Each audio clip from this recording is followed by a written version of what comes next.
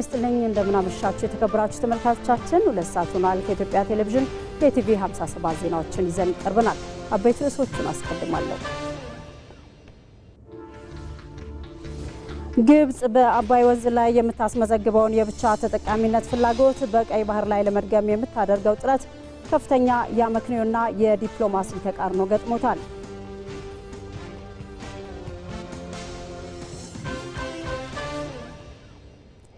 የጠላት ቅርጽ መልክና የውጊያ ስልት ተቀይሮ በሐሰተኛ ትርክትና በዲጂታል አውታር መጥቷል።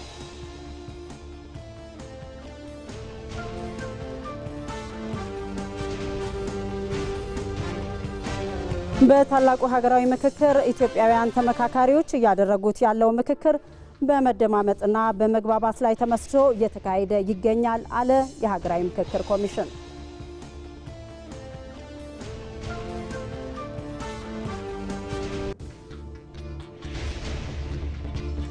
የእስራኤሉ ጠቅላይ ሚኒስትር ቤንያሚን ኔታንያሁና የዩክሬኑ ፕሬዝዳንት ቮሎዲሚር ዜሌንስኪ ከአሜሪካው ፕሬዝዳንት ዶናልድ ትራምፕ ጋር በዋሽንግተን በተናጠል ተገናኝተው መክረዋል።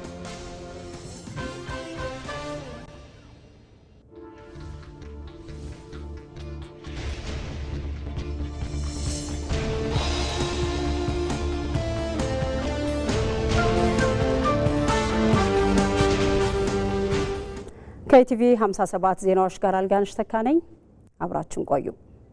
ግብጽ በአባይ ወንዝ ላይ የምታስመዘግበውን የብቻ ተጠቃሚነት ፍላጎት በቀይ ባህርም ላይ ለመድገም የምታደርገው ጥረት ከፍተኛ የአመክንዮና የዲፕሎማሲ ተቃርኖ ገጥሞታል። የቀድሞ የአሜሪካ ዲፕሎማት ቲቦር ናጂ እና የቀጠናው ተመራማሪዎች እንዳመላከቱት የቀይ ባህርን ድንበር የሚጋሩ ሀገራት ብቻ ይወሰኑ ከተባለ የአባይም ጉዳይ በሚመነጭባቸው ሀገራት ብቻ ሊወሰን ይገባል። ይህም ኢትዮጵያን የመሰሉ ግዙፍ ቀጠናዊ ኃይሎችን ከቀይ ባህር ውይይት ለማግለል የሚደረገው ስትራቴጂ ዘላቂ መፍትሄ እንደሌለውና የኢትዮጵያን የሕልውናና የባህር በር ጥያቄ አሳማኝነት የሚያጠናክር መሆኑን ያሳያል። አዝመራው ሙሴ በዚህ ጉዳይ ላይ ዝርዝር አዘጋጅቷል። የቀይ ባህርና የአባይ ወንዝ የጂኦፖለቲካ ትስስር የማይነጣጠሉ ናቸው። በቅርቡ ግብፅና ኤርትራ የቀይ ባህር ጸጥታና አስተዳደር የሚመለከተው የቀይ ባህርን ድንበር የሚጋሩ ሀገራት ብቻ ናቸው ሲሉ በውጭ ጉዳይ ሚኒስትሮቻቸው በኩል ያንጸባረቁት አቋም በዓለም አቀፍ የዲፕሎማሲ ባለሙያዎች ዘንድ ትልቅ የአመክንዮና የፖሊሲ ተቃርኖን አስነስቷል። ጉምቱ ዲፕሎማት በአሜሪካ የውጭ ጉዳይ ሚኒስትር የአፍሪካ ጉዳዮች ረዳት ሚኒስትር የነበሩት በኢትዮጵያና ጊኒ የአሜሪካ አምባሳደር ነው ያገለገሉት ቲቦር ናጂ ከሰሞኑ የግብፅና ኤርትራን እኛ ብቻ እናውቃለን የተጫነውን ዲስኩር አፈር የሚያስበላ በአመክንዮ የተደገፈ ትችት ሰንዝረዋል። የቀይ ባህር ባለቤትነት የባህሩን ድንበር የሚጋሩ ብቻ ነው ከተባለ በአመክንዮ ደረጃ የአባይ ወንዝ አጠቃቀም የሚወሰነው ውሃው በሚመነጭበትና ውሃውን በሚገብሩ ሀገራት ብቻ ሊሆን ይገባል ሲሉ ሀሳባቸውን አስፍረዋል። ይህ ተራ የአመክንዮ ጉዳይ ብቻ አይደለም። ለዘመናት ግብፅ ስታራምደው የቆየችው የኢፍትሐዊነትና የብቻ ተጠቃሚነት አካሄድን የሚያጋልጥ ሀሳብ ጭምር ነው። በውጭ ጉዳይ ኢንስቲትዩት የዲፕሎማሲ ጉዳዮች ተመራማሪው ሽመልስ ኃይሉም ይህ የቲቦር ናጂ አመክንዮ የግብፅን አድሎ የተሞላበት የግብዝነት አካሄድን ፍንትዋ አድርጎ ያሳየ ነው ይላሉ። ቀድሞ ኢትዮጵያ ነበረ የአሜሪካ አምባሳደር ሲጽፍ የነበረው ቀይ ባህር አካባቢ የቀይ ባህር ጉዳይ ላይ ሊወስኑ የሚችሉት የተፋሰሱ ሀገራት ብቻ ነው የሚል ግብፅና ኤርትራ ሲያራምዱ ነበር እና ምንድነው የጻፈው እሳቸው እንደዚህ የምትሉ ከሆነ የናይል ውሃ ላይም መወሰን የሚችሉት የውሃው ምንጭ ሀገራት ብቻ ነው። ይህ ማለት ግድቡ ባሳየው ሪያሊቲ ውሃው ዋናው ኢትዮጵያዊ መሆኑ፣ ስለዚህ ከኛ የሚመነጨው ውሃ ላይ ስንደራደር እንደ ባለቤት የመደራደር አቅም፣ ሶስተኛ ይሄንን ከቀይ ባህር ጋር እንድናያይዝ አጋጣሚ ሰጥተናል። በአባይ ላይ የታየውና ታላቁ የህዳሴ ግድብን እውን ያደረገው የኢትዮጵያ ጽናትና የዲፕሎማሲ የበላይነት አሁን ደግሞ በቀይ ባህር የፍትሐዊ ጥቅም ጥያቄ ላይ እየተደገመ ይገኛል። የእናንተ የኔም ነው የኔ ግን የራሴ ብቻ ነው የሚል አካሄድን የምትከተለው ግብፅና አጋሮቿ በቀይ ባህር ላይ የሚያንጸባርቁት ማግለልን ማዕከል ያደረገ ስትራቴጂ የአመክንዮ ክፍተት ያለበት ነው። ኢትዮጵያን የመሳሰሉ ቀጠናዊ ኃይሎችንና ግዙፍ ኢኮኖሚዎችን ከቀይ ባህር ውይይት ውጭ ለማድረግ መሞከር ዘለቄታዊ መፍትሄ የለውም። ምንድነው ለብዙ ዓመታት ግብፃውያን ሲያስተምሩ ነበረው በተሳሳተ መንገድ የአባይ ውሃ የናይል ውሃ ከግብጽ እንደሚመነጭ ከሆነ ቦታ እንደሚመነጭ ምንጩ ዋናው ውሃው ኢትዮጵያ እንዳልሆነ በሳይንስ በሚመስል በፕሮፌሰሮች ጭምር ጽፎ ያስቀመጡበት ቶታል የቀየረበት ነው። ምክንያቱም አባይ ተገደበ። የት ነው ተገደበ? ኢትዮጵያ ውስጥ ነው። ናይል ምን ማድረግ ነው እዛ ሄደው? አይ የናይል ላይ የነበረውን እውቀት በአዲስ መልክ ፍሬም ያደረገው የአባይ ውሃ ምንጩ ዋናው ሶርሱ ኢትዮጵያ መሆኑን ያሳየ ቋሚ ሐውልት ነው ማለት ነው። የቀይ ባህርን ድንበር የማይጋሩ ሀያላን ሀገራት የጦር መንደር በቀይ ባህር አዋሳኝ ሀገራት ላይ በመገንባታቸው ኑ ይመለከታችኋል ወስኑልን እንጂ እያሉ የሚጠሩ ሀገራት የኢትዮጵያን የባህር በር ባለቤትነት ግስጋሴን የልማቷና የሕልውናዋ መሰረት በመሆኑ ብቻ ለማደናቀፍ የትኛውንም ድንጋይ ይፈነቅላሉ። ግን ደግሞ ይህ ሲሆን እጁን አጣጥፎ የሚቀመጥ የለም። የመደመር ትውልድ የሚገባውን ይጠይቃል ያገኛልም። የኢትዮጵያ ብሔራዊ ጥቅም፣ የኢትዮጵያ ሉዓላዊነት፣ የኢትዮጵያ ተሰሚነት፣ ዓለም ላይ ያላት ሚና ሊወሰን የሚችለው ኢትዮጵያ ሁለቱ ውሃዎች ላይ ሊኖራት የሚገባው ድርሻ ያላት ሰይንግ መሰረት ነው ብለን እናስባለን። የአባይ ግድብ ማለቁ ቅድም እንዳነሳሁት የኢትዮጵያን አንድ እርምጃ ያሳየ ሬዚላንሷን ያሳየ የመደራደር አቅሟንም ከፍ ያደረገ ጉዳይ ነው። ለኢትዮጵያ አባይና ቀይ ባህር የሁለቱ ውሃዎች ጉዳይ ብቻ አይደሉም።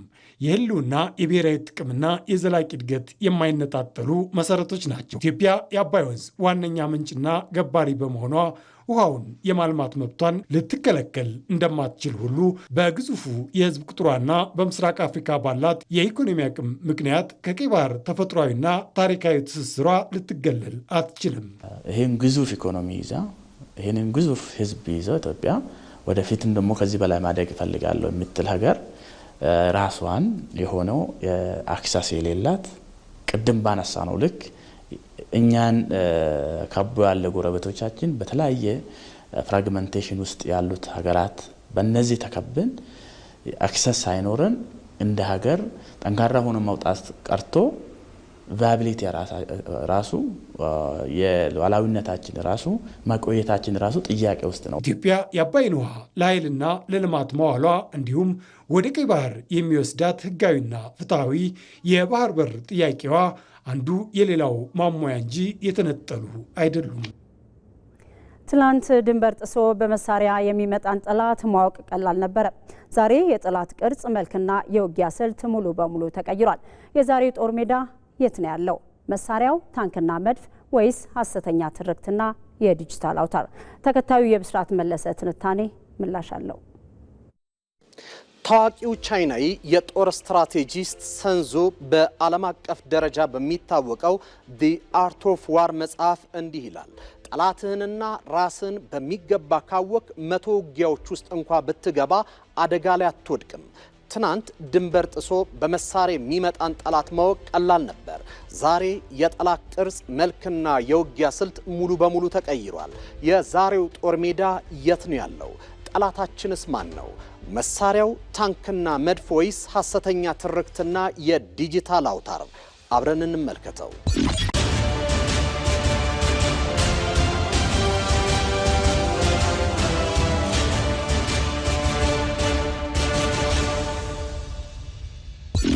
ከታሪክ የተማርነው አንድ ሀቅ አለ። የውጭ ኃይሎች ኢትዮጵያን ለማዳከም የሚጠቀሙበት ስልት ከዘመን ወደ ዘመን ይለዋወጣል። በታሪካችን ባንዳ የሚለው ቃል ከወራሪዎች ጋር በመተባበር ሀገርን ካስወጉ ኃይሎች ጋር በጥብቅ የሚያያዝ ነው። በኢትዮጵያ ታሪክ ውስጥ ይህ ቃል ፈጽሞ የተለየና ከሀገር ክህደት ጋር የተያዘ ጥልቅ ትርጉም አለው። በፋሺስት ጣሊያን የወረራ ዘመን ከወራሪው ኃይል ጋር አብረው በመስራት አርበኞችን የወጉ የሀገር ሉዓላዊነትን ያስደፈሩና ለጠላት ጥቅም የቆሙ ኢትዮጵያን ባንዳዎች ተብለው በታሪክ መዝገብ ላይ ሰፍረዋል። ነገር ግን የዛሬው ባንዳነት ቅርጹን ቀይሯል። የትናንቱ ባንዳነት የዘመን ሽግግር አድርጎ ዛሬ ላይ ደርሷል። ትናንት በእግር በተራራ ያቋረጡ የጠላትን ሰራዊት መንገድ ያሳዩ የነበሩ ዛሬ በ21ኛው ክፍለ ዘመን የቴክኖሎጂንና የመረጃን ኃይል ተጠቅመው በአዲስ መልክ ተመልሰዋል። የዘመናችን የጦር ሜዳ ድንበር ላይ ብቻ አይደለም፣ በሰዎች አእምሮ በዲጂታል መድረኮችም ጭምር ነው። እዚህ ላይ ነው የዘመኑን የባንዳነት መልክ በግልጽ የምናየው። የተላላኪውን የህወሓት ቡድን የቅርብ ጊዜ ተግባራት ብንመረምር ይህንን የዘመን ሽግግር ያደረገውን ዘመናዊ የባንዳነት መገለጫ በሚገባ እንረዳለን። ሀገር ከውስጥ በማዳከም ከውጪ ታሪካዊ ጠላቶች ጋር የጥቅም ትስስር በመፍጠር እንዲሁም የኢትዮጵያ ሉዓላዊነት አደጋ ላይ በሚጥሉ ጂኦፖለቲካዊ ሴራዎች ውስጥ ተባባሪ በመሆን የሚሰራ ስራ የዘመናዊ ባንዳነት ማሳያ ነው። የራሱን ህዝብ እንደ ማገዶ እየተጠቀመ የውጭ ኃይሎች ኢትዮጵያ ላይ ጫና እንዲያሳድሩ በር መክፈት፣ መረጃዎችን አሳልፎ መስጠትና የሀገርን ብሔራዊ ደህንነት ለድርድር ማቅረብ ይህ ነው እንግዲህ አዲሱ የሀገር ክህደት ልክ። ዘመናዊው የባንዳነት ተግባር በዋናነት 3 መልክ አለው። አንደኛው የትርክት ጦርነት ነው። በብሔር በሃይማኖትና በሐሰት ትረካ ሀገራዊ አንድነትን የሚፈታተኑ ኃይሎች የዘመናችን አደገኛ ባንዳዎች ናቸው። የቆሞ ቀሩ የህወሓት ፕሮፓጋንዳ ማሽኖች ከውጭ ሚዲያዎች ጋር በማበር የሀገርን ገጽታ ለማጠልሸት የሚሰሩት ስራ የዚህ አካል ነው።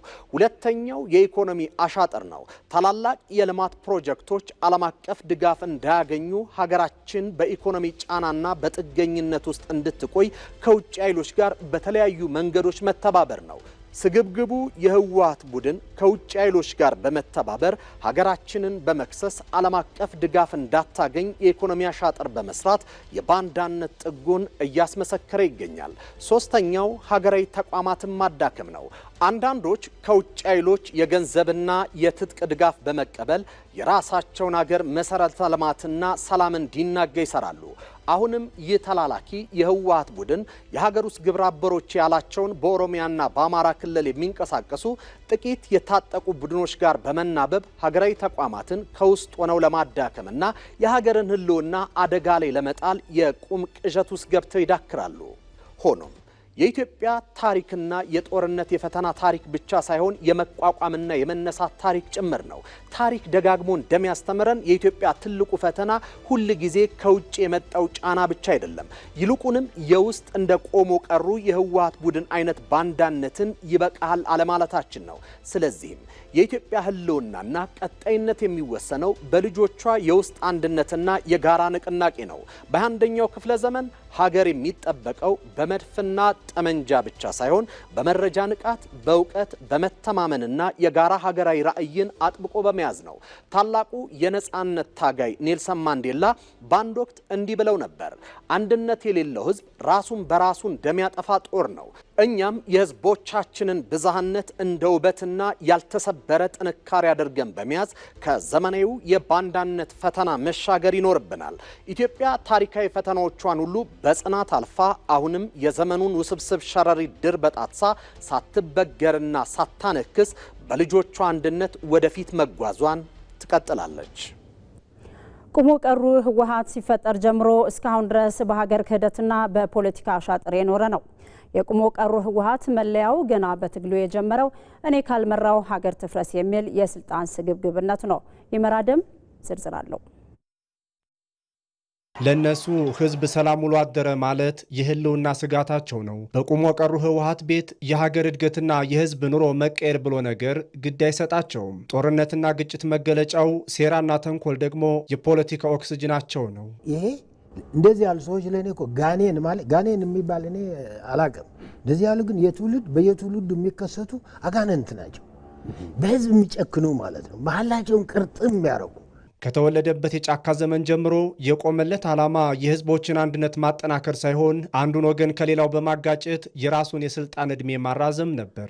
ድርጅቱ የተጠነሰሰው በሰላምና በልማት ሳይሆን በጥርጣሬ በከፋፍሎ የመግዛት አባዜና በሁከት መሐንዲስነትም ነው። ላለፉት 10 ዓመታት በኢትዮጵያ ምድር የተዘሩ የብሔር ግጭቶች፣ የተቀነባበሩት የውስጥ አሻጥሮችና የህዝብን ማህበራዊ መስተጋብር ለመበጣጠስ የተሰሩት ስልቶች ሁሉ የዚሁ ስነ ፍጥረት ነጸብራቆች ናቸው።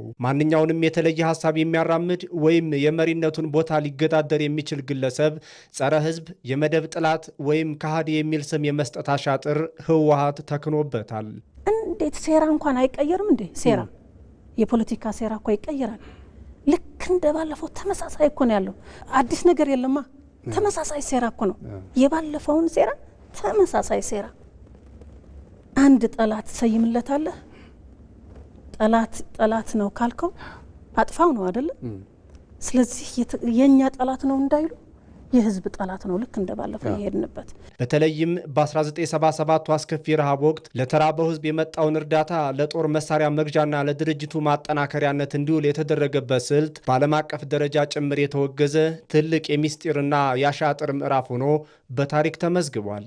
አመራሩ በራሱ ጥቅም የተሸከለ ፍጡር ነው። በተለይ ከጊዜ በኋላ እያደገ የመጣው የግል ጥቅምን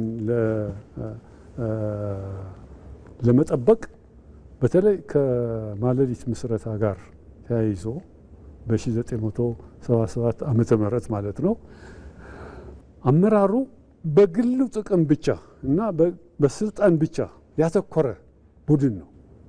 ያ ቡድን ነው አሁን ላለንበት ችግር የዳረገን። በጦርነት የተጠመቀው በሴራ የጎለበተውና ባሻጥር ተቃኝቶ የመጣ ነው ቁሞ ቀሩ ህወሓት። ሆኖም ግን በጫካ በረሃ የተማረውና የተለማመደው የሴራ ፖለቲካ ስልጣን ከያዘ በኋላም አብሮት በመቀጠል ሀገርን የፖለቲካ ቅርቃር ውስጥ እንድትገባ ምክንያት ሆኗል። ታሪክ ራሱን ይደግማል። በሴራ የተመሰረተ ኃይል ፍጻሜውም በዚሁ መንገድ እንደሚሆን የትላንት እውነታ ምስክር ነው። በ1967 ዓ.ም በደደቢት በረሃ የተጠነሰሰው ህወሓት አሁንም አስተሳሰቡና ተግባሩ በዚያው ተቸንክሮ የቀረ ነው። ገና ከመነሻው በጠመንጃ ፈሙዝ በፖለቲካዊ ሽወዳና በተጠናከሩ ስውር አሻጥሮች የተቃኘ ስልጣንን በብቸኝነት ለመቆጣጠር ያለመ ረቂቅ ፕሮጀክትም ነው። በእርግጥ በእነሱ ያው የመጨረሻና ዋነኛው ጎል ስልጣን ነው። እኔ አንዳንዴ አይገርምም እኮ የንትን ማስመለስ ብቻ ሳይሆን የፌደራል ስልጣንን ለማስመለስ አይደለ እንትን እያሉ ያለው 4 ኪሎ አይደለ? በትግራይ የሚያቆም አይደለም ፍላጎታቸው። ያው እንደምትባለዋ እቺ መከረኛ 4 ኪሎ ናት። 4 ኪሎ በምን ደም?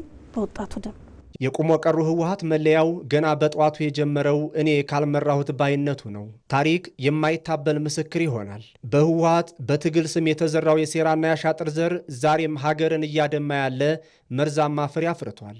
ለ27 ዓመታት ኢትዮጵያን የገዛበት ከፋፍለህ ግዛ ስልት የብሔር ፖለቲካ መርዝና ተቋማትን የማፍረስ አባዜም ነው። ዛሬም ድረስ ለኢትዮጵያ የሰላምና የደህንነት እንቅፋቶች ሆነው ቀጥለዋል። ትጥቅ ይዘህ አሁንም ደግሞ አገራትን ሰብስበ ትላንት ለ27 ለ30 ዓመት የመራሃትን አገር ስንት ጥሩም አለ መጥፎም አለ ብዙ ነገር አሁን እንደ ባዳ ሆነ ከባዳ ጋር አገር ለማፍረስ ስትሰራ በጣም ነው እንትን የሚለው ማለት ነው። እና ስለዚህ ውጥረቱ በትግራይ ያለው ሁሉም ነገር ግን ውጥረቱ በትግራይ ላይ ነው ያለው። ኢትዮጵያ የሴራ አታላዮችን ሴራ አክሽፋ የከፋፋዮችን አሻጥር በጥበብ አልፋ ዛሬም እንደ ትላንቱ በልጆቿ አንድነትና ወኔ ታፍራና ተከብራ ትኖራለች። ፍጻሜውም ለሚያሴሩባት ውድቀት፣ ለቆሙላት ደግሞ ከፍታና ድል ነው።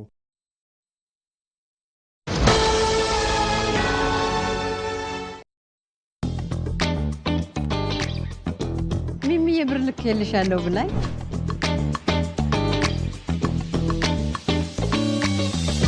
ለመነዘር ወደ ባንክ እየሄድኩ ነው።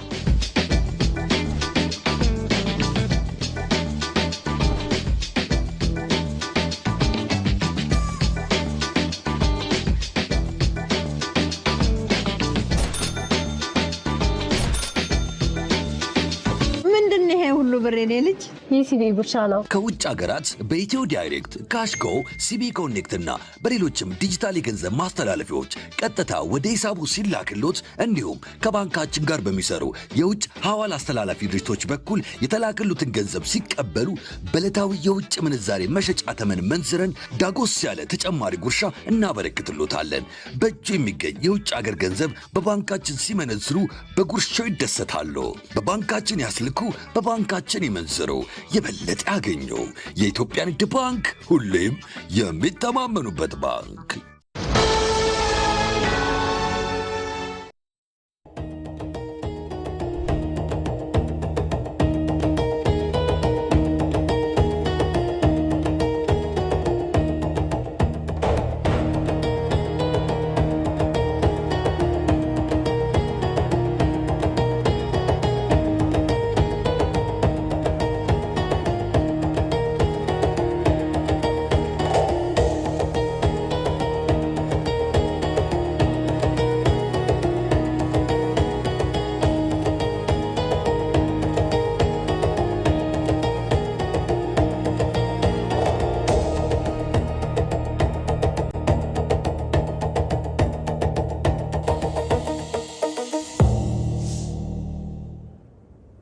ከኢትዮጵያ ቴሌቪዥን የኢቲቪ 57 ዜናዎቻችን አሁንም ቀጥለዋል።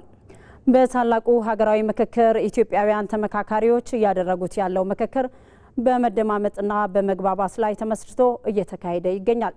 በምክክሩ ሁሉም ማንነቶች እኩል አሸናፊ ሆነው እንዲወጡ በሚያስችል የምክክሩ ስነ ዘዴ ታግዘው ውይይቱን እያካሄዱ ይገኛሉ። እስካሁን በጥቃቅንና ንዑስ ጉዳዮች የሚደረገው የአጀንዳዎች ውይይት ወደ ስልታዊ ምዕራፍ ለመሸጋገር መቃረቡንም ኮሚሽኑ አስታውቋል። ሳምሶን በላይ ተጨማሪ አለው። የኢትዮጵያ ሀገራዊ ምክክር ኮሚሽን በዋናነት በሀገሪቱ ባሉ መሰረታዊና ሀገራዊ ጉዳዮች ላይ በአካታችነትና በግልጸኝነት ላይ የተመሰረተ ብሔራዊ ውይይት በመምራት ብሔራዊ መግባባትን ለመፍጠር ዓላማው አድርጎ የተቋቋመ ነው። ከመላው ኢትዮጵያ የተሰባሰቡ 4000 ተመካካሪዎች እየተሳተፉበት የሚገኘው የሀገራዊ ምክክር ታላቁ ጉባኤ የሐሳብ ውጣ ውረዶችን እያስተናገደ 14ኛ ቀኑ ላይ ደርሷል። በታላቁ ሀገራዊ ምክክር ኢትዮጵያን ተመካካሪዎች እያደረጉት ያሉት ምክክር በመደማመጥና በመግባባት ላይ የተመሰረተ ስለመሆኑ የሁለቱ ሳምንታት የተመካካሪዎቹ የመጡበት ሂደት ይናገራል። እስካሁን በጥቃቅንና ንዑስ ቡድኖች የሚደረገው የአጀንዳዎች ውይይት ወደ ስልታዊ ምዕራፍ ለመሸጋገር መቃረቡን ዋና ኮሚሽነር መስፍን አርአያ በሰጡት መግለጫ አስታውቀዋል። በዚህም ኮሚሽኑ ባለፉት ቀናት በሀገራዊ ምክክሩ ላይ የተሳተፉ የሚገኙ ተመካካሪዎች የመከሩባቸው ጉዳዮችና ያቀረቧቸው ሐሳቦች ለታሪክ ጭምር እንዲሆኑ በሚገባ እየተሰነዱ ነው። ላለፉት ቀናት እነኚህ 4000 ተሳታፊዎች 400 ላይ ተከፋፍለው የ50 ቡድኖች ማለት ነው፣ የጥቃቅን ቡድኖች ይባላሉ። 10 ሆነው በተሰጧቸው የየግላቸው አጀንዳ ላይ እንደምታስታውሱት 8 አበይት አጀንዳዎች አሉ። ለስምንቱ ለእያንዳንዱ አጀንዳ 500 ተሳታፊዎች ዋናው ቡድን ይኖራል።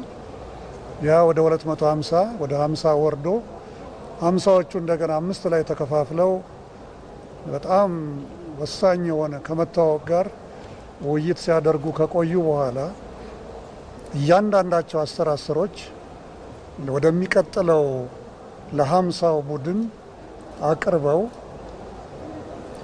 የተወያዩባቸውን ጉዳዮች በሚገባ እንዲሰነድ ካደረጉ በኋላ ከትናንት ጀምረው ለ250 ቡድን 50ዎቹ እንደገና 5 ሆነው በማቅረብ ላይ ይገኛሉ። ኮሚሽኑ ሁሉም ማንነቶች በእኩልነት ተወክለው ሐሳብና አስተያየታቸው እንዲደመጥ የሚያስችል አሰራር ተከትሎ መስራቱ ሀገርን የሚያጸና ሐሳቦች ያለ ገደብ ወደ መድረኩ እንዲመጡ አስችሏል። እስካሁን በተደረገው የምክክር ሂደት በመግባባት ላይ በመመስረት የተሻለ ውጤት ላይ ለመድረስ እንዲቻል በጥንቃቄ ሂደቱ መቀጠሉን ፕሮፌሰር መስፍን ገልጸዋል። በምክክሩ መሃል ማንኛውም አይነት አለመግባባት ሲከሰትም ችግሩን ለመፍታት የሚያስችል አሰራር መበጀቱንና ራሱን የቻለ ቡድን መዋቀሩንም ዋና ኮሚሽነሩ አስታውቀዋል። ከስር ችግሮች በሚፈጥሩበት ጊዜ ገብተው በዚህ ላይ እርዳታ የሚሰጡ የተለያዩ ቡድኖች አሉ። አንዱ የሀገር ሽማግሌዎች ናቸው። ሌሎች የፓነል ኦፍ ኤክስፐርትስ የምንላቸው ነው፣ ከዛ የተውጣጡ ናቸው። እነኚህ ከኮሚሽነሮቹ ጋር በመሆን ጥያቄዎቹ የሚነሱበት ጊዜ ቀድሞ የሚደርሱ ናቸው። ቅድም የጠቀስኳቸው ክልሎችንና ትልልቆቹን የማህበረሰብ ክፍሎች በተመለከቱ ነው። እነኚህ ግን እዚህ በሚነሱ እሰጥ አገባዎች ምክንያት እሰጥ አገባዎቹ ተካረው ወደ አላስፈላጊ ሂደት የሚሄዱ ከሆነ ቀጥታ የምንመራው ወደ ሀገር ሽማግሌዎች እና ከፓነል ኦፍ ኤክስፐርትስ ከኮሚሽነሮች እና ከቅሬታ አሰጣጥ በኮሚሽነሮች በሚመራው ወደ ቅሬታ አሰጣጥ ቡድን ይሆናል። በምክክሩ ሁሉም ተመካካሪዎች ሐሳባቸውን በነጻነትና በግልጽ እያቀረቡ እንደሚገኙ የገለጹት ኮሚሽነሩ በርዕሰ ጉዳዮች ላይ ውሳኔዎች ተላልፈዋል የሚለው ሐሳብ የተሳሳተ መረጃ መሆኑን በመጥቀስ ሁሉም አጀንዳዎች ገና በምክክሩ ጠረጴዛ ላይ በተመካካሪዎች ውይይት እየተደረገባቸው ስለመሆኑም ኮሚሽነሩ ገልጸዋል። እስካሁን የምትሰሟቸው ነገሮች አሉ። ለምሳሌ እንዲህ ተወሰነ፣ የዚህ ጉዳይ እንዲያለቀለት ያለቀ ነገር የለም። ሀሳቦች በሚገባ ቀርበዋል። ሁላቸውም ሀሳቦቻቸውን እያቀረቡ ነው። ስለዚህ አሁን ከዚህ ከዳይቨርጀንት ከሚበታትነን በጣም በርካታ የሆኑ ይዘን የመጣናቸው ሀሳቦች በሙሉ ቀስ እያሉ እየተጠጋጉ ነው። ያው ደጅ እንደምትሰሙት በዚህ ርዕስ ላይ እንዲህ ተብሏል ተብሎ ለእናንተ እንኳን ሲቀርብላችሁ ብዙ መቀራረቦች እንዳሉ ሳታስተውሉ አልቀራችሁም። ስለዚህ እስካሁን የተወሰነ ነገር የለም። ይሄ ቦታ እንደዚህ ተወሰነ፣ እነኚህ ፓርቲዎች እንዲህ ያደረጉ እነዚህ ዝም ብሎ ሀሳቦች፣ ፍላጎቶች፣ ምኞቶች ናቸው እንጂ ወደ ውሳኔ የሚያቀርበው ፌዝ ወይም ምዕራፍ ላይ ገና አልደረስንም። የኮሚሽኑ ዓላማ ትንሽም ሆነ ብዙ ቁጥር ያለው የማህበረሰብ ክፍል በእኩልነት እንዲነጋገር መሆኑን ጠቁመው የምክክሩ ስነ ዘዴ ሁሉም እኩል አሸናፊ ሆኖ እንዲወጣ የሚያስችል ነው። የኮሚሽኑ ዋና ኮሚሽነር መስፍን አርአያ ተመካካሪዎች ይህንን ታሪካዊ ሂደት በሚገባ መጠቀም እንደሚገባቸውም አሳስበዋል። አነስተኛ ቁጥር ያለው የእምነት ተከታዮች ያላቸው የሃይማኖት ተወካዮች የእኩልነትና የአምልኮ ነጻነት ጥያቄዎችን በሀገራዊ ምክክር ጉባኤ መድረክ አቅርበው እየተመካከሩ ነው። ምክክሩ የሁሉም ዜጋ ድምጽ እኩል የሚስተናገድበት መሆኑን ተመካካሪዎቹ በተግባር ማረጋገጣቸውን ተናግረዋል። መስከረም ቸርነት አነጋግራቸዋለች። 14ኛ ቀኑን በያዘው የሀገራዊ ምክክር ጉባኤ ላይ የተለያዩ አካላትን የወከሉ እኔም አጀንዳ አለኝ ያሉ በርካታ ተመካካሪዎች እየተሳተፉ ነው። ዛሬ ወደ እናንተ የምናደርሳቸውን ተመካካሪዎች እናስተዋውቃችሁ። አዱኛ ለታ ይባላል። ሀገሬን በምዕራብ ሸዋ ድሬ እንጭኒ ወረዳ ዋልዶይኔ ቀበሌ ነው የመጣው። በዋቄፈታ እንትን ነው የመጣው። እኔ ስሜ ወንበር አማራ ሙሉ ነው የሚባል የመጣሁት የሃይማኖት ጉዳይ ይዤ ነው የመጣሁት አማራ ክልል ነው። ስመጣ ደግሞ ማዕከላዊ ጎንደር ወረዳ ጭልጋ ነው የመጣሁት። በድግና ነው ምናምን። ሜ በላይነት አዘብኩ ባላለው የመጣሁት ከኢትዮጵያ ቤተ እስራኤል ልማት ድርጅት ነው። እንዲሁም ከኢትዮጵያ ቤተ እስራኤል ሲናጎግስ ከሚባሉት ሙክራብ ከሚባሉት ነው። በተለምዶ ባለጅ እንባላለን፣ ግን እኛ ራሳችን ያው ቤተ እስራኤል ብለን ነው የምንጠራው። ሊቃኑም አርሶና አርብቶ አደሩም እየተሳተፉበት ባለው የምክክር ጉባኤ አነስተኛ ተከታይ ስላለን ሃይማኖታችን በአግባቡ እውቅና አላገኘም የሚሉ ተመካካሪዎችም አለን ያሉትን አጀንዳ አስይዘው በዛም ላይ ሀሳባቸውን እየሰጡ ቆይተዋል። ሀገራዊ የምክክር ኮሚሽን ከለያቸውና ለተመካካሪዎች ካቀረባቸው 8 አጀንዳዎች ውስጥ አንዱ የሃይማኖት ጉዳይ ብዙ እያመካከረ ይገኛል። የሃይማኖት ተቋማት እኩልነት፣ የአምልኮ ነጻነትና ሁሉም ዜጎች በእምነታቸው ምክንያት ሳይለዩ መብታቸው የሚከበርበት መንገድ በዚሁ አጀንዳ ስር እየታየ ይገኛል። የዋቄፈና እምነት ተከታይነታችን በሌሎች የሃይማኖት ዘንድ የሚሰጠው ቦታ፣ የአምልኮ ነጻነታችን በኩል የመታየታችን ጉዳይ ሊመከርበትና መፍትሄ እንዲያገኝ ሀሳባችንን አቅርበናል የሚሉት እኚህ አባት የወከሉትን ማህበረሰብ አጀንዳ ማቅረብ በመቻላቸው ደስታቸው ወደር የለውም። እኔ የዋቄፈታ እምነትን ወክዬ ነው የመጣሁት። ከተለያዩ የኢትዮጵያ የዋቄፈታ እምነትን ጋር ተዋውቀን ከተለያዩ ነገውን የሀገራችንን ካፈታ ብሔር ብሔረሰቦች ጋር ሀገራችን የምትበየነገውን የሀገራችን ዘላቂ ጣፋም የምናረጋግጥ ሀገራችን የትናንትናውን ችግር ዘላቂ ሰላም ከዚህ ምክክር እንጠብቃለን። ሌላኛው አባትም የሚከተሉት ሃይማኖት አነስተኛ ቁጥር ተከታይ ያለው ቢሆንም በሌሎች ሃይማኖቶች ይደርስብናል ያሉትን ጫና አስመልክቶ ለመምከርና መፍትሄ ለማግኘት ነው የመጡት። የእምነት ነጻነታችን አጀንዳችን ነው ሲሉ ልቦና ነውና ብዙ ሰዎች ተከታይ የሉትም። አነስተኛ ናቸው ተከታዮቻችን፣ አነስተኛ ቁጥር ነው ያለን። ቀድም ተቀበል አትቀበል በንጉሶች ዘመነ መንግስት ጊዜ ይሄን ሃይማኖት ተቀበላለህ ይሄን ተተዋለህ በሚል ህዝቡ እየተሳቀቀ፣ እኛ ግን ልቦና ነው ሳውን ያለ ነው። በትንሽ አጥር ሾልከን ነው ስታውን ቀምጠን ያለን። ሌላም አለ። ቤተ እስራኤላዊ በመሆናችን ከዚህ ቀደም ስብዕናን የሚነኩ ጫናዎች ደርሰውብን ያውቃል። አሁን ግን የምክክር ጉባኤ ጥያቄያችንን መልሶልናል፣ የአዲሱ ትውልድ ነጻነት እንደሚያጎናጽፈን አምነን መተናል ያሉት አባትም ለምክክር ጠረጴዛ ከበዋል። ሃይማኖቱ ከኦሪት እምነት ጋር ተያይዞ እንዲሁም ከሰላም ግንባታ ጋርና ከተሰማራንባቸው የሙያ ስራዎች ጋር የማይባሉ ሰበነክ ስድቦች ነበሩና እነዛ ነገሮች ወቅቱ ስለሆነ አሁን እነሱን ለማስነሳትና በዚህ ጉዳይ ላይ አዲሱን ትውልድ ተቀላቅለን አዲሱን ሀሳብ ይዘን ኢትዮጵያን በጋራ አብረን ለማራመድ የሚበጁ ያልናቸውን አጀንዳዎች አስይዘን ነበር። እነዚህ ተመካካሪዎች በአጀንዳቸው ሌላ ሰው የሚወስንበት ዘመን አይደለም። ስለ አጀንዳቸው ራሳቸው መክረው እነሱ ተግባብተው ትናንትን በልባቸው የቆየው የተቀባይነት ማጣት ጉዳይ መፍትሄ እንዲያገኝ ተስፋ ያደርጋሉ። በዚህ የምክክር ጉባኤ ብዙ ሰምተዋልና አጀንዳቸው መፍትሄ እንደሚያገኝ ተስፋ ያደርጋሉ። ለሀገራችን መመካከራችን ይበጃል፣ በዛም እርግጠኞች ነን ይላሉ። ሃይማኖት የጋራ ነው፣ የሁሉም። እኔም የሚያመኑት የራሴ ብቻ ነው። የወንድሜስ የኢቴስ በእመኑ በአንድነት ከሆነ ኢትዮጵያ አንድ ከሆነ በአንድነት በሰላም በአለም በጤናም በእድገት እኔም የሚፈልጉት እሱ ነው። እስካሁን 10 እና 50 አባላት ያሉት የቡድን ውይይት ትልቅ ተስፋ የሰጣቸው አባትም 250 አባላት ያሉት የቡድን ውይይት የበለጠ በምክክሩ እንዲያምኑ ምክንያት ሆኗቸዋል። ሃይማኖት እኩልነት፣ ሰብአዊ መብት እኩልነት ሲል ምክክሮችን አፍልቀናል።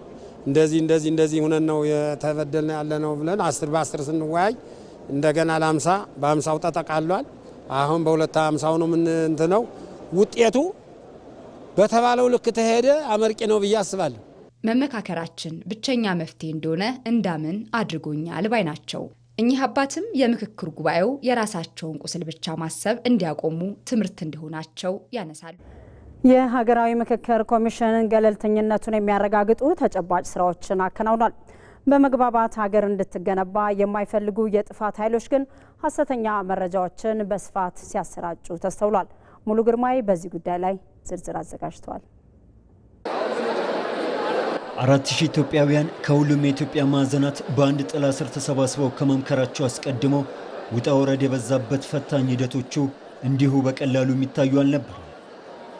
ዘመናትን የተሻገሩ እጅግ ፈታኝ የሆኑ የፖለቲካ ማዕበሎችን፣ የማህበራዊ ትስስር መላላቶችና የእርስ በርስ መቃቃሮችን ለማድረቅ ኢትዮጵያ ጉዞዋን ስትጀምር ነገሮች አልጋ ባልጋ እንደማይሆኑም ሳይታለም የተፈታ ነው። አስቀድሞም የኃይል ፖለቲካ ማራቸው ወደ ሀሳብ ፖለቲካም ሆነ ምክክር ባህል ወደ ሆነባት ኢትዮጵያን ለመገንባት የሻቱ ዜጎችም ሆኑ የፖለቲካ ኃይሎች ጥያቄ የሆነው ሀገራዊ ምክክር በ2014 ዓ.ም ተጠነሰሰ። ኮሚሽኑ ሲቋቋም ጀምሮ ተጠሪነቱ ለሕዝብ ተወካዮች ምክር ቤት እንጂ ለስራ አስፈጻሚ እንዳይሆን መደረጉም የመንግስትን ቀጥተኛ ጣልቃ ገብነት ያስቀረ የመጀመሪያውና ህጋዊ እርምጃ ነበር። የኮሚሽነሮቹ ምርጫም ቢሆን በፖለቲካዊ ሹመት ወይም በመንግስት ኃላፊዎች ምደባ ሳይሆን በህዝብ ጥቆማና በግልጽ መስፈርት እንዲከናወን መንግስት በሩን ክፍት አድርጎ ከቀረቡለት 632 ጥቆማዎች 42 እጩዎችን በመመልመል የመጨረሻዎቹንና አሁን በስራ ላይ ያሉትን ኮሚሽነሮች ተለይተው ስራውን እንዲመሩ መደረጉም የሂደቱን ግልጽነት ቁልጭ አድርጎ የሚያሳዩ ነው። ኮሚሽኑ በሁሉም ክልሎችና ከታችኛው የቀበሌና ወረዳ መዋቅር እስከ ከተማ አስተዳደሮች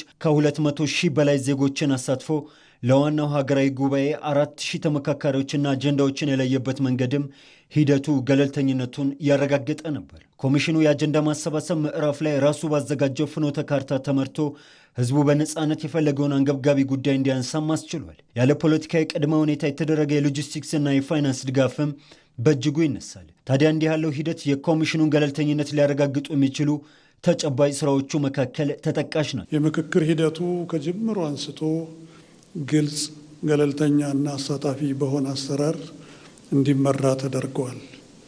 ሀገራችን ኢትዮጵያ የምንሻውን ያህል ወደፊት እንዳትራመድ ያደረጓት ቋጠሮች ሊፈቱ የሚችሉት በምክክር ብቻ መሆኑን በመገንዘብ የኢትዮጵያ ሕዝብ ለዚህ ሂደት የሰጠው ትኩረትና ያሳየው የባለቤትነት መንፈስ እጅግ የሚያበረታታ ነው።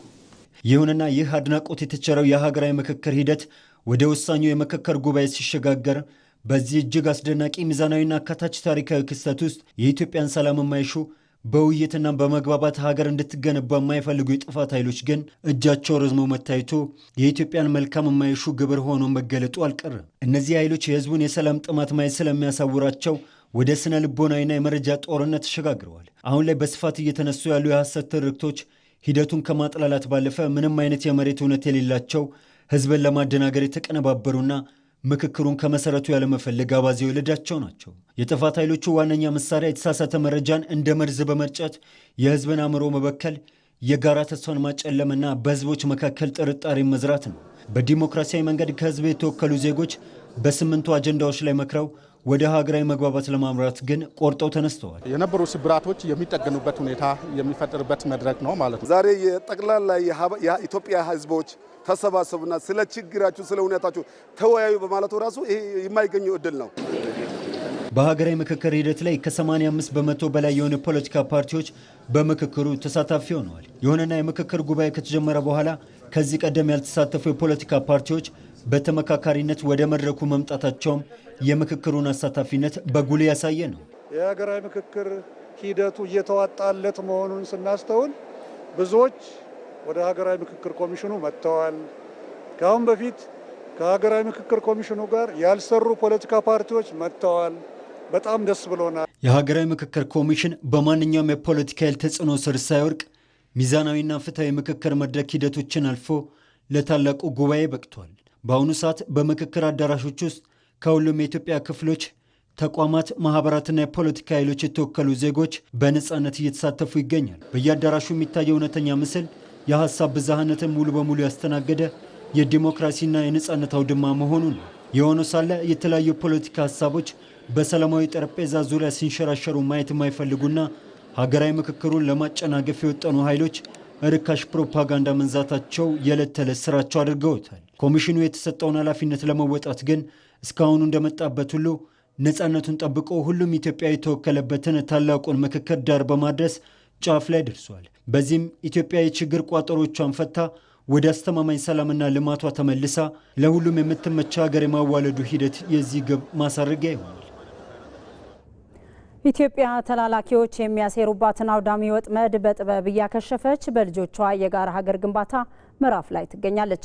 የውጭ ጠላቶችና የውስጥ ተላላኪዎቻቸው ሀገራዊ ስኬቶችን ለማደናቀፍና ኢትዮጵያን ለማፍረስ የሸረቡት ሴራ ሳይበግራት በጋራ ምክክርና አንድነት ላይ የተመሰረተውን የማዕዘን ድንጋይ በመጣል አዲስ የሀገር ግንባታ ምዕራፍ እውን እያደረገች ነው። መሐመድ አልቃድር ዝርዝር አለው። የጋራ ቤታችን ኢትዮጵያ ዘመኗን ሙሉ ጦርነት እየተማዘዘች ጣሪያዋ እያፈሰሰ ግድግዳዋም እየተሰነጠቀ ልጆቿ በዝናቡ እየበሰበሱ ማረፊያቸው መና ሆኖ ቀርተዋል። ልጆቿ የዓመታት ቁስሎችን ሊያሽሩ በሀገራዊ የምክክር ጉባኤ ላይ በ8 አጀንዳዎች እየተወያዩ ይገኛሉ። ያለፉት ዓመታት በጦርነት ውስጥ ያለፍንባቸው ሂደቶች አሁን በምክክር ሊፈቱ ልጆቿ ይሄኛውን መንገድ መርጠዋል። እየመከርን ያለነው ትላንት የተፈጠሩ ችግሮች እንዳይደገሙና እንዲታረሙ ነው። ምክክሩ በዜጎች እኩል ተሳትፎ የምትቀጥል ሀገር ለመገንባት ኢትዮጵያውያንን በጠረጴዛ አሰባስቧል። ይህም ዘላቂ ሰላም፣ እድገትና ብሎም ሀገራዊ አንድነትን ያጠናክራል። ተሰባስበን በተነጋገርን ቁጥር እየተጠናከርን ነው የምንሄደው። አንድነታችን እየሰፋ ነው የሚሄደው። ፍቅራችን እየሰፋ ነው የሚሄደው። ኢትዮጵያ የትላንት እንቅፋቷን ሽራ ለነገው አዲስ ህልም ለመተለም ስትነሳ ክፋትና ቅናት የተጠናወታቸው ጎረቤቶቿ እንዲሁም ታሪካዊ ጠላቶቿ ከሀገር ውስጥ ቀንበር ተሸካሚዎቻቸው ጋር አብረው መነሳታቸው አብነት የማያሻው እውነት ነው። ታላቁ የኢትዮጵያ ህዳሴ ግድብን ለማደናቀፍ የሴረኞች መሰባሰብ የቅርብ ጊዜ ትዝታችን እንደነበረው ሁሉም ኢትዮጵያ ትላንት መላሽም ጠያቂም የተፋጁበትን አካሄድ ቀይራ እየመከረች የሀገር ግንባታ ምዕራፍ ጅምሯን አብስራ ለትውልዱም ይህንን አድርጌያለሁ የሚል የአደራ ውርስን እያሸጋገረች ትገኛለች። ወጣት ዛሬ ላይ በሀገሪቱ ላይ ከፍተኛ ተስፋ መጣሉን ከዚህ ውይይት እያየን ነው። ወጣቶች በተለየ ነው ስለ ኢትዮጵያ የሚተነትኑት።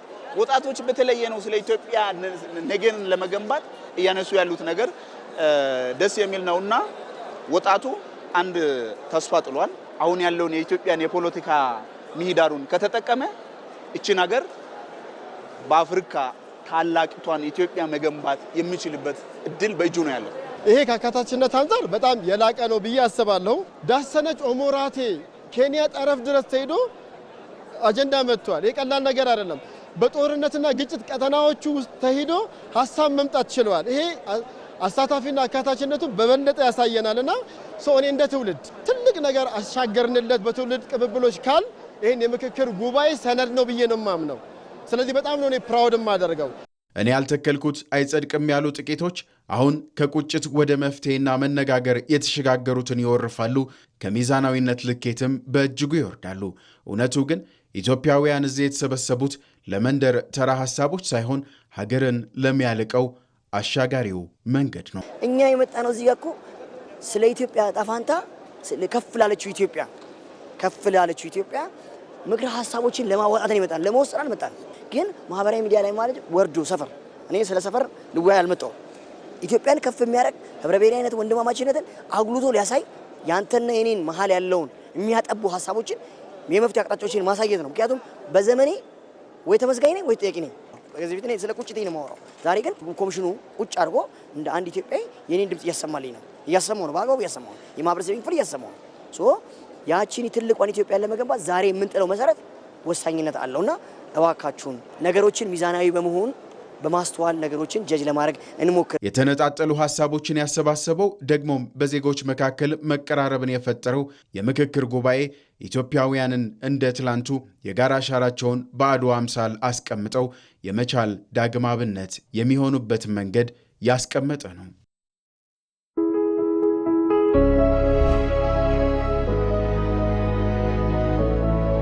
ጀማል ከድር ይባላለሁኝ። የመጣሁበት ከኦሮሚያ ክልል አርሲ። ስሜ ገነነ ገረቡ ረዳት ፕሮፌሰር ነኝ። ያው ከቁጫ ደቡብ ኢትዮጵያ። ምክክር ጥሩ ነው። የተሳሳቱ ሀሳቦችን ይመልሳል፣ አመለካከቶችን ይቀይራል። ይዞ የነበረ አመለካከት ለውጥ ያመጣል። የአመለካከት ለውጥ ደግሞ የአገር ለውጥ ነው። ኢትዮጵያ እየመከረች ነው የሚለው እንግዲህ በእውነት ቃሉ በራሱ እጅግ በጣም ደስ የሚል ነው። እያንዳንዱን ማህበረሰብ እያንዳንዱን የሙያ ክፍል ሁሉንም ያካተተ ነው። የተለያዩ ጥያቄዎችን እያስተናገደ ነው። ለምሳሌ የኔ አይነቱ የማንነት እውቅና አለበት። የቁጫ የማንነት እውቅና የቆየ ነው፣ በዚህ ይፈታል። የመዋቅር ጥያቄዎች እንደነዛ ያሉ ብዙ የሚጠይቁ አሉ። በነፃነት እያደረግን ነው። የእያንዳንዱ አመለካከት ሰው በአገሪቷ ላይ በኢኮኖሚ፣ በፖለቲካ፣ በማህበራዊ ኑሮ ላይ ለውጥ ያመጣል፣ ሀገርን ያሻግራል። ሙሉ በሙሉ ዜሮን ባደርግ ይቀርፈዋል፣ ወደ ታች ይመልሰዋል የሚል ሂሳቤ ነው አለኝ። ምክክር ይፈውሳል፣ ያድናል ብለን እንወስዳለን። እኔ ደግሞ አፍን በፈታውበት ቋንቋ ኢትዮጵያ ዞረታ ይደዳውሱ ኢትዮጵያ ዞረታ ይደዳውሱ። የኢቲቪ 57 ዜናዎች ቀጥለዋል። ኢትዮጵያን በጠመንጃና በግጭት ከመቃኘት ይልቅ በሰለጠነ ውይይትና በጋራ ልማት አዲስ ምዕራፍ ለማስጀመር የተገባ ቃል ዛሬ በተግባር በመታየት ላይ ይገኛል። ባለፉት ዓመታት የተጀመረው ሀገራዊ የምክክር ሂደትና ሀገራዊ ኩራትን የፈጠሩት የገበታ ፕሮጀክቶች ኢትዮጵያን ከግጭትና ከስብራት አውጥተው ወደ ዘላቂ ሰላምና የጋራ እድገት በማሸጋገር የወል ትርክት እየፈጠሩ ይገኛሉ። እድሉ ፈቀደ ዝርዝር አለው። በበርካታ ብሔር ብሔረሰቦችና በልዩነት በታጀበ ታሪክ በምትታወቅ ሀገር ውስጥ ሁሉን የሚያግባባ የወል ትርክት መገንባት ቀላል አይመስልም። ለዚህም ነው ሀገራት በነጠላ ትርክት ምክንያት ልዩነታቸው ከመጥበብ ይልቅ እየሰፋና የባሰውኑ መቀራረብን ሲያርቀው የሚስተዋለው። ኢትዮጵያ ግን የሚያራርቁ ነጠላ ትርክቶችን ወደ ጎን ትታ ወደሚያቀራርቡን ገዢ ትርክቶች ለመምጣት ግልጽ የሆነ አቅጣጫን ያስቀመጠችው ከ5 ዓመታት በፊት ነበር። ጠቅላይ ሚኒስትር አብይ አህመድ በባለ ሲመታቸው ወቅት ይህን አስመልክተው የተናገሩት ለመላ ኢትዮጵያውያን እንደተገባ ቃልም ይቆጠራል። ኢትዮጵያን ማጽናት የሚቻለው የተቃረኑ ትርክቶችን በማስታረቅና ሁሉንም አቅፎ የሚይዝ የጋራ ሀገራዊ ትርክት መገንባት ስንችል ብቻ ነው። ይህንንም እውን ለማድረግ መንግስት ይሆነኝ ብሎ እንደሚሰራ ቃል ገብቶም ነበር። ለመሆኑ የጋራ ትርክት ማለት ለኛ ለኢትዮጵያውያን ምን ማለት ነው? ለምንስ ይህን ያህል አንገብጋቢ ሆነ የሚለው ነው። የኢትዮጵያ ከፍታ በዜጎቿ የጠነከረ ክንድ እውን እንዲሆን በሚያሰባስቡን ጉዳዮች ላይ ማተኮራችን ግድ ይላል። በመጪው ዘመን ብዝሃነታችንን በጌጥነት ተቀብለን መታረቅ የሚችል ሐሳባችንን አስታርቀን መከበር የሚገባው ልዩነታችንን አክብረን ህብረ ብሔራዊነታችንን አጠንክረን ወደ ከፍታ የምንተምበት ጊዜ ይሆናል። ይህ እንደ ሀገር ቃል የተገባው ገዢ ትርክትን የማስረጽ ሐሳብ ዛሬ በተግባር ተተርጉሞ ለኢትዮጵያ መጻኢ ዕድል ትልቅ ተስፋን መስጠት ችለዋል። አላሰባስብ ያሉ ነጠላ ትርክቶች ልዩነታችንን ይበልጥ ከማስፋት የዘለለ ሚና የላቸውምና ሁላችንንም ወደሚያቀራርቡን ጉዳዮች መምጣት ለነገ የማይተወው ጉዳይ ነው። ሀገራዊ ምክክሩ ለዚህ ትልቅ ሀሳብ መሳካት ምቹ መደላደልን እየፈጠረ ነው። በምክክር ስር የሰደዱና ከፋፋይ የልዩነቶች አጀንዳዎችን በጠረጴዛ ላይ አስቀምጦ በስልጡን አስተሳሰብ ለመወያየት የተዘረጋ ትልቅ ድልድይ ነው። ጠቅላይ ሚኒስትሩ እንዳሉት ሀገራዊ ምክክሩ ታሪካችንን የምናስታርቅበት፣ የወደፊት ዕጣ ፈንታችንን በጋራ የምንወስንበትና የልጆቻችንን መጻኢ ዕድል የምንገነባበት ታሪካዊ አጋጣሚ ነው። ጠቅላይ ሚኒስትሩ የዛሬ 5 ዓመት ኢትዮጵያን ከቆየው የስብራትና የልዩነት ድግግሞች ለማውጣት ሀገራዊ ምክክሩ ብቸኛውና ዘላቂው መንገድ ነው ሲሉ መናገራቸውም ይታወሳል። ይህም እንዲሳካ የፖለቲካ ልዩነታችንን ለማጥበብ አካታች ብሔራዊ የውይይት መድረክ እናካሂዳለን። የምክክር ሂደቱ ችግሮቻችንን በጠረጴዛ ዙሪያ ይፈታሉ ብለው የሚያምኑትን የሚያካትት በፖለቲካ ልሂቃን መካከል የሚደረግ ሂደት ብቻ ሳይሆን ሁሉም የህብረተሰብ ክፍሎች ተሳትፎ ያገናዘበ አጠቃላይ ሂደቱ አካታችና አሳታፊ እንዲሁም በኢትዮጵያውያን እየተመራ ሀገር በቀል መፍትሄዎች ለማፍለቅ ታልሞ የሚከናወን ይሆናል። ይህ በጠቅላይ ሚኒስትር አብይ አህመድ ቃል የተገባበትና አሁን እየተካሄደ ያለው ምክክር ሀገርን ከታሪክና ፖለቲካ አዙሪት ለማውጣት የሚያስችል ወሳኝ ዕድል ነው። መንግስት የገዢ ትርክትን ለማጽናት ባለፉት 5 ዓመታት ከሰራቸው ስራዎች ውስጥ አንዱ የገበታ ፕሮጀክቶች ናቸው። እነዚህ ፕሮጀክቶች የመዝናኛ ስፍራዎች ብቻ የመገንባት ተግባር ተደርገው ከተቆጠሩ ስህተት ነው። ከዛ ይልቅ ኢትዮጵያ የምትታወቅበትን ያረፈ ያፈጀ የሐሰት ትርክት ለመቀየር ጥቅም ላይ ያዋሉ የሀገርን የተፈጥሮና የባህል ጸጋዎች የገለጹ የሀገርን አቧራ ያራገፉ ፕሮጀክቶች ናቸው። ገበታን ለሀገርና ለትውልድ የተቋደሱ ከራሳቸው አካባቢ ያልፈው የሌላውን ጸጋ ለመግለጥ ጠጠርም ጥለዋል። ስለ ኢትዮጵያ እንጂ ስለሆነ አካባቢ ብቻ የታለሙ ፕሮጀክቶች ባለመሆናቸው እንደ ሀገር ጸንተን እንድንቆም የወል ትርክታችንን እንድናቀነቅን በእጅጉ ያገዙ ናቸው። እነዚህ የገበታ ፕሮጀክቶች ፍጥነታቸውና ጥራታቸው የተመሰገነ የልማቱ ፍሬዎች በሁሉም የኢትዮጵያ ክፍሎች እኩል እንዲዳረሱና ማህበረሰብ ተኮር ዘላቂነት እንዲኖራቸው መደረጉ ኢትዮጵያን የሁሉም ዜጎቿ የጋራ ቤት መሆኗን በመመስከር የጋራ ኩራትና የወል ትርክት ምንጭም ሆነዋል። ከዚህ ቀደም ቱሪዝምን በሚመለከት የነበረው እሳቤ እንደ ደጋፊ ዘርፍ ዋና ዘርፍ ነው፣ ይጠቅማል፣ ያሰራል፣ ያበላል፣ የሀገርን ገጽታ ይገነባል በሚል ሳይሆን እንደ ደጋፊ ዘርፍ የመውሰድ ነገር ነበር። ዜሮ ነው ባልልም በቂ ስራ አልተሰራም። ታሪካዊ ቅርሶቻችን ላይም ያለን ምልከታ ያለን እይታም ችግር አለበት። እንደ ዕዳ የምናያቸው ነገሮች አሉ። ታሪካዊ ቅርሶቻችንን እንደ ዕዳ እንድናይ ከሚያደርገን አንዱ ነገር ናሬሽኑ ነው። ቱሪዝም የውጭ ምንዛሬ ከማስገኘት ባሻገር ለሀገራዊ አንድነትና ለሕዝቦች ትስስር ያለው ሚና ከፍተኛ ነው። ኢትዮጵያውያን የራሳቸውን ሀገር ባህልና ታሪክ እየተዘዋወሩ ሲጎበኙ እርስ በርስ የመከባበርና የጋራ ማህበራዊ ውልን የመገንባት አቅማቸው እንዲጎለብትም ያግዛል። ለዚህም ነው ጠቅላይ ሚኒስትር አብይ አህመድ የኢትዮጵያ ቀጣይ ቱሪዝም የታሪክና የተፈጥሮ እምቅ አቅምን ለማሳደግ እረፍት የማያሻው ጉዳይ መሆኑን የሚያነሱት። ተመልከቱ፣ ተራሮቻችንን ገና ስራ ይፈልጋል። ብዙ ከሚጠበቅብን አንድ አስቀምጠን በዚያ ፌሽታ የምንሰክር ከሆነ ማደግ አንችልም። ኢትዮጵያ ትልቅ ሀገር ናት፣ ማደግ የምትችል ሀገር ናት፣ ስራ የምትሻ ሀገር ናት። የጀመርነው ለኢትዮጵያም ለአፍሪካውያንም ምሳሌ የሆኑ ስራዎች ናቸው። ምሳሌ ማለት ግን ፍጻሜ ማለት አይደለም። በነጠላ ትርክት ተለያይተን ተቋስለናል። በገዢ ትርክት ተጋምደን አቅማችንን ደምረን ኢትዮጵያን ለማጽናት ጉዞ ጀምረናል። ይሳካልም።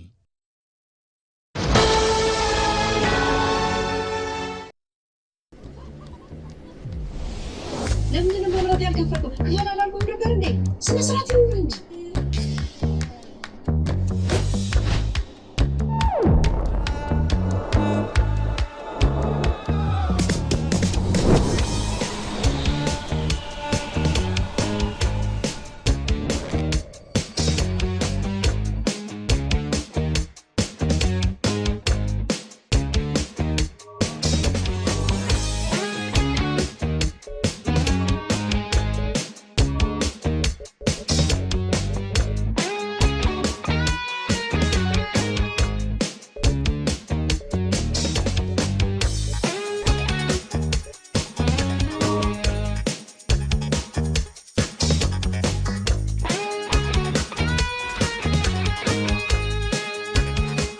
በቴሌብር ባለንበት ሆነን ያለምንም ውጣ ውረድ የቢል ክፍያችንን ስንፈጽም እንዲህ ነን። ቴሌብር። ወደ ውጭ ዜና አልፈናል። የእስራኤሉ ጠቅላይ ሚኒስትር ቤንያሚን ኔታንያሁና የዩክሬኑ ፕሬዝዳንት ቮሎዲሚር ዜሌንስኪ ከአሜሪካው ፕሬዝዳንት ዶናልድ ትራምፕ ጋር በዋሽንግተን በተናጠል ተገናኝተው መክረዋል። መሪዎቹ በወቅቱ በየበኩላቸው ከሚዋጓቸው ጦርነቶችና ከአሜሪካ አስተዳደር ጋር ካላቸው የተለያየ የትብብርና የውጥረት ሁኔታ አንጻር የዲፕሎማሲ ውይይቶችን አድርገዋል።